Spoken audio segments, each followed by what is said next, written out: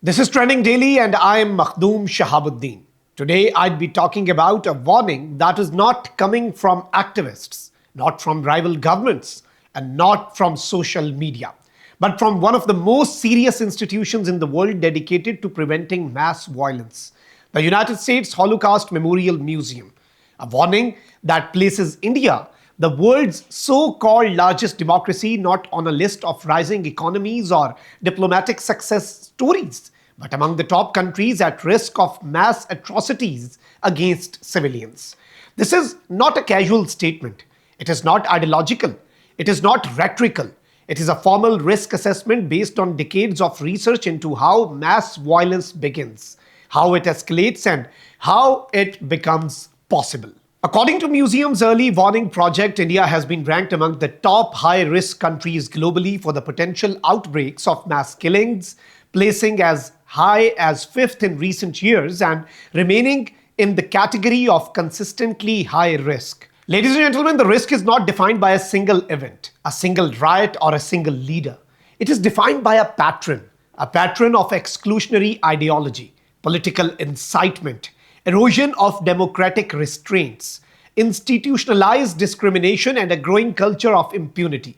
History shows that mass atrocities are not sudden explosions.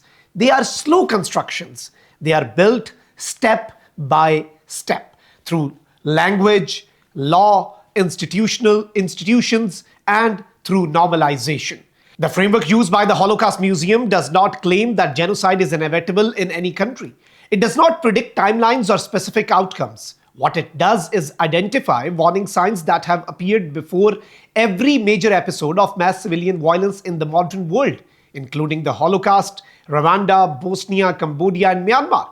These warning signs include a dominant ideology that defines citizenship narrowly, a political culture that portrays minorities as threats, the shrinking of independent institutions that could restrain power, and a system where violence against targeted groups is tolerated, excused, or left unpunished. In India today, all of these warning signs exist simultaneously. The first is exclusionary ideology. Since 2014, the political project of Hindutva has increasingly redefined Indian national identity in religious and cultural terms rather than civic and constitutional ones. India's 200 million Muslims, along with Christians, Sikhs, and other minorities, are increasingly positioned not as equal citizens but conditional citizens whose belonging is questioned, whose loyalty is suspected, and whose rights are negotiable. When a state's dominant narrative shifts from all citizens are equal to some citizens are more authentic than others, the foundation of shared political life begins to fracture. History shows that mass violence becomes possible when a society stops seeing all its members as morally equal. The second warning sign is elite-driven dehumanization. Political leaders, aligned media, and influential figures increasingly use language that portrays minorities as invaders, infiltrators, parasites, traitors, or demographic threats. This kind of language does not directly call for violence. It does something more dangerous. It reframes political disagreement as an existential struggle. It turns neighbors into enemies. It teaches people that coexistence is weakness and dominance is survival. In Rwanda before 1994, Tutsis were called cockroaches. In Nazi Germany, Jews were portrayed as disease. In every case, dehumanization preceded mass killing because it removed the moral barrier that normally stops ordinary people from participating in cruelty. Ladies and gentlemen, the third sign is the shrinking of democratic space. Journalists, human rights defenders, academics, and civil society groups in India increasingly face legal pressure, arrests, raids, license cancellations, and financial strangulation. Laws meant for national security are used against students, activists, and critics. Courts are slow to intervene. Investigations are selective. Prolonged pre-trial detention becomes punishment in itself. When watchdog institutions are weakened, abuses go unexposed. Victims have nowhere to turn, and escalation becomes easier. Mass violence does not require that everyone supports it. It only requires that no one effectively stop it. The fourth warning is impunity. This is perhaps the most dangerous of all. When people see that violence against minorities is rarely punished, when the perpetrators are celebrated, defended, or protected, and when victims are blamed or criminalized, a signal is sent throughout the society. That signal is that violence is allowed, not officially, not on paper, but in practice. Impunity does not merely fail to prevent violence, it actively encourages it. These four dynamics together create a condition where mass harm becomes thinkable, acceptable, and eventually possible. This is not theoretical. It is visible in documented incidents over the past decade. Since 2014, human rights organizations have recorded a rise in mob violence, particularly against Muslims, under the banner of cow protection. Between 2015 and 2019, at least 44 people were killed in such attacks. Most of them Muslims accused of slaughtering cows or eating beef. Many attacks were filmed, celebrated online, and followed by little accountability. The message was clear: some lives matter less. In several states, authorities began demolishing Muslim homes and businesses, using bulldozers after protests or communal incidents, without due process.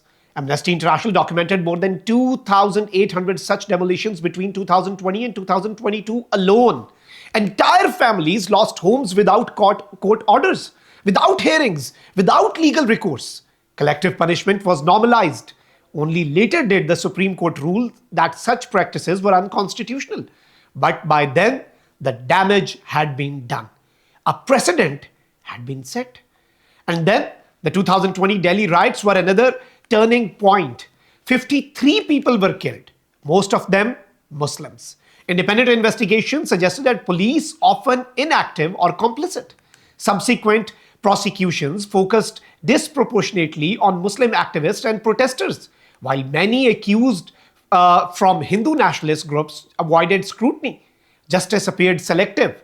Trust in neutrality collapsed.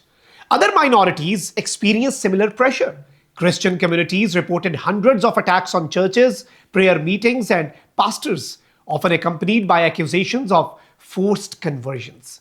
Sikhs were increasingly portrayed as separatists or threats, especially during farmer protests. Dalits continue to face caste-based violence with little improvement in accountability. In Manipur, ethnic violence between the majority and the Christian Kuki-Zo minority displaced tens of thousands and killed hundreds. International observers accused the state of failing to protect the minority population, reinforcing how institutional bias can escalate into mass harm when unchecked. Along with violence came legal restructuring. The Citizenship Amendment Act introduced religion as a criteria for citizenship for the first time in Indian history, explicitly excluding Muslims. Combined with the proposed National Register of Citizens, this created the risk that millions of poor Muslims could be declared non-citizens if unable to prove ancestry. The revocation of Article 370 stripped Kashmir of autonomy, imposed a security lockdown, detained political leaders, and silenced dissent in India's only Muslim-majority region.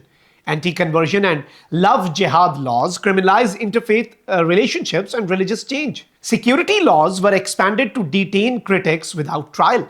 These are not isolated policies. Together, they create a legal and political architecture of exclusion. This is why the Holocaust Museum's warning matters. It is not accusing India of genocide. It is saying that the conditions that historically precede mass atrocities are present in India. It is saying that without urgent correction, accountability, and institutional repair, the risk will grow.